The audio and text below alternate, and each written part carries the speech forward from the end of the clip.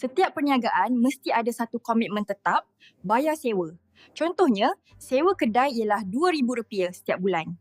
Nampak macam simple, tapi kalau tak rekod dengan betul, hujung bulan nanti kita sendiri tak pasti dah bayar ke belum.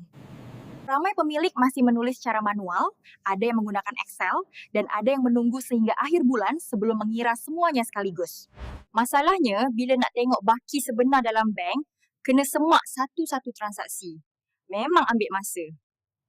Dengan sistem seperti AutoCount Cloud Accounting, apabila kita membayar sewa, kita hanya pergi ke bahagian pembayaran, pilih perbelanjaan sewa, masukkan amaun dan pilih akaun bank. Dengan ini, sistem akan mengemaskini baki bank anda dan secara automatik merekodkannya ke dalam laporan untung rugi.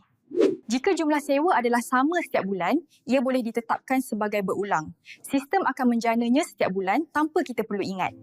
Bila pengeluaran direkod dengan betul, barulah cash flow jadi jelas dan bisnes lebih terkawal.